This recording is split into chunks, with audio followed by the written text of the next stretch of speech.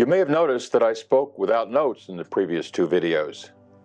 I'm going to be reading in this one with a scrolling script because it's more technical and I don't want to leave anything out. Now we've finally come to the point of discussing options. There are other YouTube videos that you can refer to that cover all the basics, but I'll try to simplify it for you here. There are two kinds of options, calls and puts. There are only two ways to trade each of those. You either buy them or you sell them. So there are only four operations to choose from, aren't there? Well, maybe.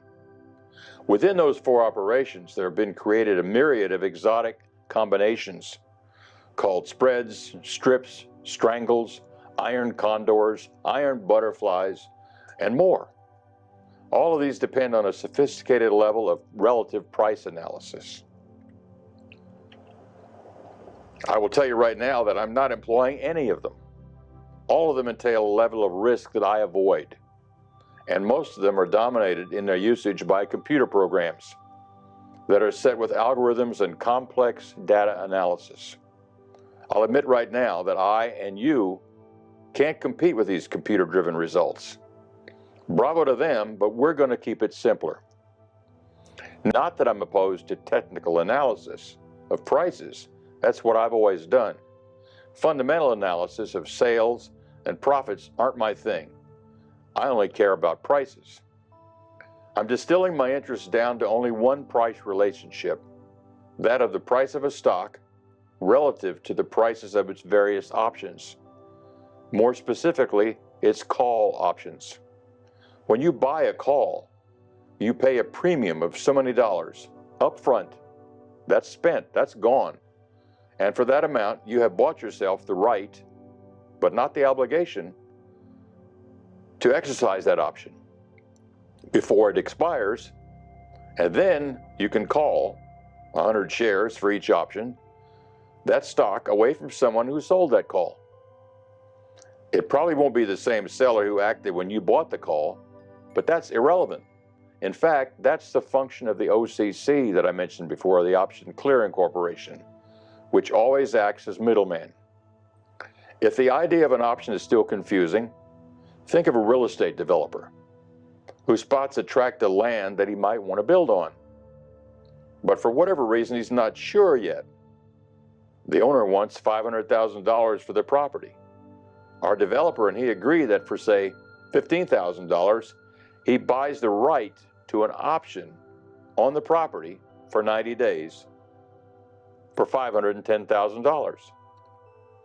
Now the deal is set, and one of two things will happen. One, the developer decides he won't exercise the option to buy, and he loses the $15,000 premium he already put up. The owner keeps that money, and he still has the property. Or two, the option is exercised, the developer then has the land, and the previous owner pockets $525,000.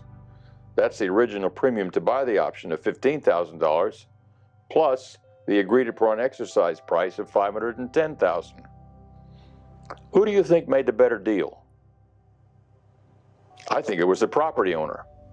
He took no risk and got paid something either way. And that's what I'm going to tutor you to do.